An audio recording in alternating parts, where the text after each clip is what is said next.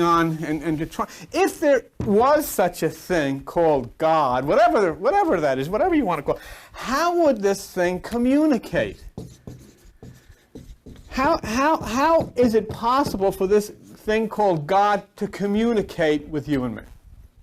And that's it. You know, for instance, there has to be some way that every living thing in the universe could receive the message. One of the things we realize is it cannot go through religion. It can't. And the reason that it cannot go through religion is because there's so many different ones. You know, if people go to Fatima and they're Catholic, they see Mary. If they go to Fatima and they're Muslim, they see Fatima. You know, if a Buddhist meditates, Jesus never comes, Buddha comes. If a Christian meditates, Buddha never comes, Jesus comes. Because you're all the product of what's been put into your head by people who want you to believe the way they do. And so what this thing called God would have to do is eliminate everything that has anything to do with religion and put something in some place where everybody in the entire world could see it. I mean, the message can't come through palm trees because there are not palm trees around here. The message can't come through snow-capped mountains because there's not snow-capped mountains in Cuba. So what are we going to do? It has to be some place set aside. Let's see, for instance, there have to be some type of a sign that everybody in the entire universe could see. You can see it without any input from religion or priests or ministers or rabbis or all of that kind of stuff, which we realize is berserk. The very existence of these people is berserk because they've created these monstrosities which have caused us all a lot of problems, and they've got us totally out of communication with this thing we call God. So if this thing called God is going to communicate, there will have to be some signs. Let's think of some signs that tell you something. What happened when you see a robin, you see a bird in your backyard or in your front yard, and it's got a gold, or what is it, an orange type of chest? What do you think? What is that a sign of? That's a sign that spring's coming. Because the robin is a sign, see. Nowadays, you know, people are telling you, you know, if you're a man, you can check for signs for prostate cancer. If you're a woman, you can check for signs for breast cancer. Sometimes you'll see, you'll hear about a friend of yours that's sick, and you'll say, well, that's a good sign. Or you say, well, that's not such a good sign. Or you know, your family, you can see a kid that's being raised and you can see what the kid's starting to do. You say, but that's not a good sign, or there is a good sign. All of these things we dwell on as signs of things to come. There's a being down here by the ocean and so forth, a lot of the fishermen that go out, there's a little saying that says, red sky at night, sailor's delight. Red sky in morning, sailor's warning. See, there's signs. So we look at all of these things. And so then we'd have to say, if this thing called God was going to communicate in some way, it would have to be through signs, because we all speak different languages. He can't yell down and say, hey, look out for the white horse, because half of the world wouldn't understand because they don't speak English. And if he spoke in Arabic or in Italian or Greek, nobody would understand what he's talking about. And you know, the amazing thing is, obviously, the people in the churches don't know what he's talking about because they haven't a clue what's going on. Not a clue, not a fucking... The Pope does not have a clue as to what is happening. Yet you do. I watched Cardinal O'Connor on television. He looked nice. He's got his black suit on and red hat, and he's got all these red things on. He's a very nice man. He's a very, very nice man. Very decent guy who hasn't a clue. Not a clue as to what's going on. You tell him about this. Pegasus is coming. What? I don't know. What is this? I got to have communion. I got to hear confessions. What do you tell me? A horse is coming through the sky. I don't want to hear about it. And so what happens? These signs can only be received by people who have not made up their mind. Because I'll tell you right now, if you're one of them, you belong to the Baptists or the Methodists, whatever they're going to say to you, don't get involved in that stuff. Get involved in this astrology stuff. It's bad. But how else? You tell me. The sign cannot come from anything on the earth. It can't come through religions or groups or organizations. It has to come to each person as an individual, and it has to come in some way that it is separated from the earth. In other words, there has to be a sign of some kind that can alert people that something is going to happen. Something is going on. So what's the optimum way for that to occur? Let's consider the stars. They're not aligned with anybody. Stars don't belong to any group, any organization, any religion. There are no Muslim stars. There are no Christian stars. There are no Buddhist stars. They're all lumps of gas. Well, we get pretty close to all that stuff, if you think about it. Stars are lumps of gas when you get close. So they are. But if you place these things in such a way, and then you link the dots, and you got a picture of a rabbit or a camel or something like this, you can start conjuring up all kinds of things and and say, wait a minute, maybe we can tell stories, maybe we can, did you ever get a little book when you were a kid and you said put the dots together and you draw lines and you made pictures and so forth and little stories come out of it? Basically, we have something here, because here you are, and you don't have to care what the Catholics or the Buddhists or the Hindus or anybody says, because you can start looking into a direct link. Now, why is this important? Because what did we find out before in looking at the medical dictionaries? That you have a 12-prong plug to go into the 12-point outlet, so you can plug in yourself. So I don't have to get permission from the Catholics or the Buddhists when I plug into my computer. They don't have to tell me how to do it. I do it. You sit down to your computer, you plug into the internet, you plug into the universe. You don't have to have direction from any of these people.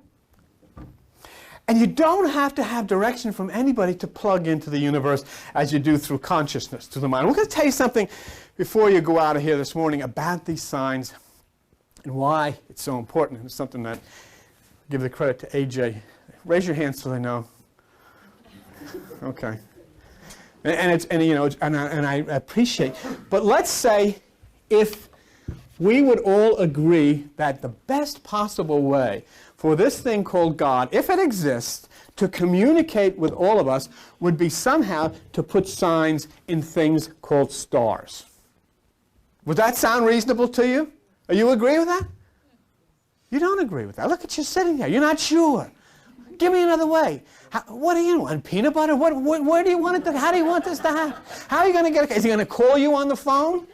You would hang up. Don't bother me. I don't want any. I don't want any of this. No, you're a crazy occultist. If God called you up and said, listen, my name is God, and I know you've heard about me. I wanted to tell you that there's a white horse in the clouds, and the signs are going to be, there's going to be these great things, and it's going to be coming through a horse called Pegasus.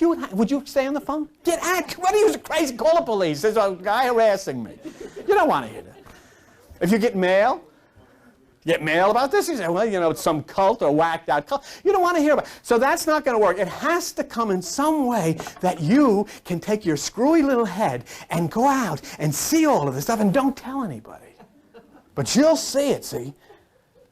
I'm looking at the stuff. And then you'll come in here and you'll tell me and you'll say, look, I know I can tell you because I can't tell anybody else. Nobody will pay any attention. They think I'm crazy. But you don't, because I know you're crazy. So but that's okay. It's what you have to do. So we have to share these things together. And so what I need to do then is you and I have come in here on the 4th day of February in the midst of a snowstorm, sat in this little room and came up with the idea that there is such a thing called God, then this thing is going to communicate with us through the stars. Now, that's okay. But what about God? How does God feel about this? Well, the only thing I have is this. I got Bibles and so forth. So I have to then document this. You and I have to document whether we can continue to look in this direction. That's very, very important.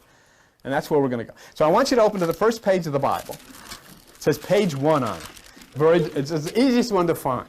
So if you open up to page 1, and I want you to do that because, you see, otherwise you're going to sit and listen to me and it's against somebody else's opinion. I'm not interested in my opinion or your opinion.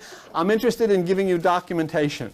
That's why I gave you the stuff that you went out of here last week with and so forth, because I want you to document. Another thing, too, that when you have that stuff from last week that I gave you, when you make those little changes, if you forget what the changes were, call Joan. But also, I want you to put on that paper Stedman's Medical Dictionary and Gray's Anatomy, because people are going to ask you, where'd you get this stuff from? I want you to be able to document that, okay? All right, what's it say on page 1? So we're going to try to come up and document this and reach a conclusion. It says in chapter 1, you see that verse 14, let there be lights in the firmament of the heavens, that's stars, to divide the day from the night, and let them be for signs. Okay.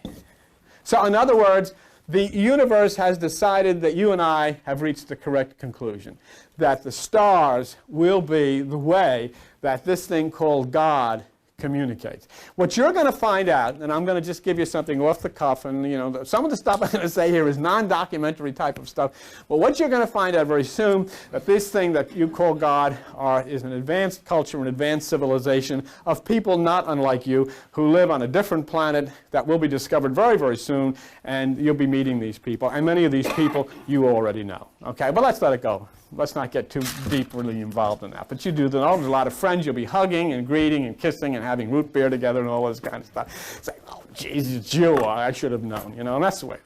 Remember, in the Bible, drops little hints like that in the book of Jeremiah. It says, before you were in the womb, I knew you. So this thing called God and all the people that hang out with God are people that you know, and you're going to look at them and say, wow, it's you. If I'd have only known, you know, I could have, you know, gotten in touch with you, called you up on the phone, gone right to you. So let's see what happens. Now, we have the signs, we have the books, and the book is a Bible, which is totally, unfortunately, misunderstood because it's filled with coded language. And I want to show you something as we look into it, because we're going to pursue that in our chase after Pegasus. Winged horse. All right. Look at page 502, and on page 502, I want to show you something. Page 502 is the book of Psalms. And the book of Psalms, I want you to look at Psalm 78. Because many of you have these Bibles, and if you don't, you can buy those little Good News Bibles for $2.50. And let me tell you about a Bible. What kind of Bible should you use? You should not use a Bible that's easy to understand. You should throw them in the garbage. Because all they've done is taken original mystical language and tried to make it easy to understand. I'll make it easy to understand for you. That's the same way as if I said to you, look, let's go shoot the bull. Now, some guy's going to make that phrase easy for somebody else to understand. So what does he do? He writes down, the two of them got guns, which are long objects with bullets in them, and went out into the woods looking for a big black animal with horns. They saw the big black animal, pulled the trigger, the bullet left the gun, and hit the big black animal in the center of the head, killing the animal. They then went over and took the animal and carved it up and had meatballs and all of this stuff. And that's what happened. And that's what you get in these. What the heck's this? That's how to kill a bull. That's how to shoot a bull. But that's not what it's talking about. We said we want to have a conversation. And that's what they do when they translate the Bible out of the mystical language. When Jesus says, if your eye be single, your body will fill with light. That means if you stimulate the pineal gland of the brain, which each of you have, your body will fill with melatonin. That's not what it says in these other Bibles. It says, if you see nice things, you'll be filled with all good thoughts. They missed it. So stay away from any of those Bibles that are easy to understand. Go to the King James Bible. Why? Well, the guy was gay, so, you know, that makes it a little avant-garde. That's one thing. Second thing was that, about the King James Bible, is all he did was translate it. He left the mystical language exactly the way it was. Single eye, all of these things are very mystical. And another thing good about it, in the King James Bible, wherever the translator could not figure out what was in the original, it's written in italics. So it has a lot of credibility to it. You say, well, it's hard to understand. You're not supposed to understand it. Your spirit's supposed to understand it. Pia Mater will understand it. Okay. Now, Psalm 78. Let's take a look at it. Look what it says in Psalm 78. Verse 2. This is, quote unquote, this person we call God talking. I will open my mouth in parables. I will utter dark sayings of old. Now, here's something that's written about 4,000 years ago telling you that it's going to utter dark sayings of old. And what are dark sayings? Dark sayings is exactly what I said a moment ago. Shoot the bull is a dark saying. He's off the wall. 3 sheets to the wind. She's green with envy. spill the beans. If I say Cindy spilled the beans, if I said to you, Cindy's a very pretty girl, a very nice person, but she has a tendency to spill the beans. Would you run out here and get a mop? Are we going to be looking for Pintos all over the floor? That's stupid. But that's exactly what you've done all of your life by going to church. Because when it said in the Bible they spilled the beans, you were talking about somebody going out and getting a broom. Okay? And so dark sayings of old are covered language, parable, proverb, so forth and so on. Look what it says in verse 3. Which we have heard and known, and our fathers have told us. Who in the world is this? This guy's 5,000 years old as it is. He's talking about his father of old. So we're talking about very, very ancient occult language. And this occult language comes from these places, beyond the realm of the planet Earth. It comes from other dimensions, other planets, and so forth and so on. Now, I want you to look at verse 4. We will not hide them from their children. Hide what? Showing to the generation to come the praises of the Lord, His strength, His wonderful works. What is this? What are they going to show us? Look at verse 5. A testimony in Jacob, a law in Israel. Are you interested in that? Are you interested in a testimony in Jacob? No, you're not. Who is this guy? Some Jewish guy in a desert 6,000 years ago running around wrestling with angels and marrying every woman that showed up. But what do you care about that? You don't care about that, do you? Oh, you care about Israel? What do you care about Israel? So you thought this was this guy. This is the first time you're here. You thought, well, this isn't so bad so far. Now I'm getting roused up, see? You don't really care about any of this stuff. So I talk about Pegasus. You're here to hear about Pegasus. You don't care about Jacob. And so there's no need for you to know this. Let's get right to the nitty-gritty. Jacob. Jacob became Israel. When the human mind became the quote-unquote God mind. Israel is the name of 3 Egyptian gods. It has nothing to do with a country in some part of the world. It is Isis, which is the spirit. It is Ra, which is the mind. And it is the god El from the bull cult, which is the power within. There's an angel, and all of the angels named are Gabriel, Raphael, Uriel, Ariel, all this kind of business. Israel. So what do you care about Israel? You don't care. What do you care about Jacob? You don't care. But, sure, let me ask you, does the mercantile, do the industries, do the stores, does the television, does advertising care about Jacob? No, they don't care about Jacob. What do they care? What could he possibly tell them that they're interested in? What is the store up there? What's the drugstore, the Forked River Pharmacy, or wherever you live? Is your drugstore interested in Jacob? Of course not. What do they care? What do they care? Go to Genesis chapter 32. I don't know what page is that on? Genesis chapter 32. What page is that on? 28. Go to page 28. Let me show you why your drugstore and why the little shops and boutiques that are in your town should care about this hidden language. Jacob found something. He discovered something. He quote-unquote saw this guy we call God face to face. And he identified the place where he saw this thing called God. Okay?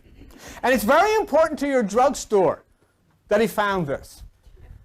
It is. It is. Because in Genesis chapter 32, verse 30, he names the place where he saw this thing called God.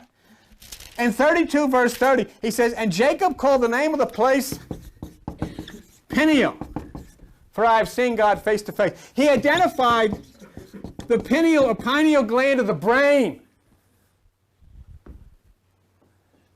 So what do you care? I'll tell you why you should care. It is the most underused gland that you've got in your head and the most important. It should be strong and vibrant and alert and plugged into the universe, and it's like a shriveled up old lady sitting in a wheelchair. You didn't even know you had a pineal gland, did you? As far as before you came here, you hadn't. But Jacob knew. And why is it so important that you know that you have a pineal gland? Because this pineal gland secretes a magic potion, a magic elixir called Melatonin. Is it important to know? How long did you go to church? How many churches you've been in? How many priests? How many ministers? Did any of them ever tell you about the magic elixir called melatonin, which is secreted by the pineal gland that Jacob identified? And this said, we will not hide them. It didn't. Melatonin is secreted by the pineal gland of the brain. Well, that's something that your drugstore needs to know. Your health food store, yeah, even on Channel 3. They get the health, some drugstore advertising on CBS. We are the melatonin headquarters of the world. Jacob said he wouldn't hide it from you. But you know what? For many of you, you never even saw it until you came into this place. And the doctors say melatonin retards the aging process, along with a little youth hair or, preparation and age. No, what is it? What's the name of that stuff? Huh? Grecian formula, a little Grecian formula, a little melatonin, and you're a kid again.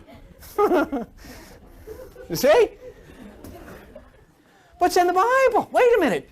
It wasn't in the youth. It's in the Bible. Melatonin, pineal gland of the brain. Oh, what about Israel? What about Israel? Israel said, it says in the Bible, Israel, you will make the tabernacle according to a pattern. Okay, what is it? Make it so much here, put it like this. I want it just like this. What do you want? I want the outer court to be here. Okay. I want a veil to be here. Okay. And I want the holy place to be here. What do you care? I mean, that's religious crap. I mean, give me a break. Who cares? You don't care, right? It doesn't mean anything to you, does it? But all of a sudden, you take out Gray's Anatomy book, and you take out Stedman's Medical Dictionary, and you find out that this is called dura mater, the hard outer mother. And you find out that this is called arachnoid, which is the web. And you find out that this is called pia mater, tender mother, and it is your brain.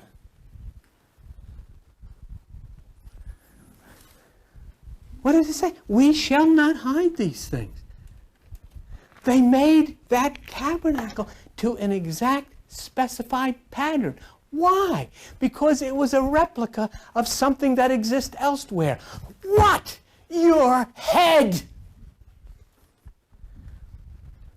And so you realize that becoming a priest through your meditation and separating from the hard mother of Dura Mater, you can find a way through the web or the veil and enter into the holy place and touch Pia Mater, which is Mary, which is Isis, which is the Holy Mother, which is the Holy Spirit, which is the innermost place of your brain.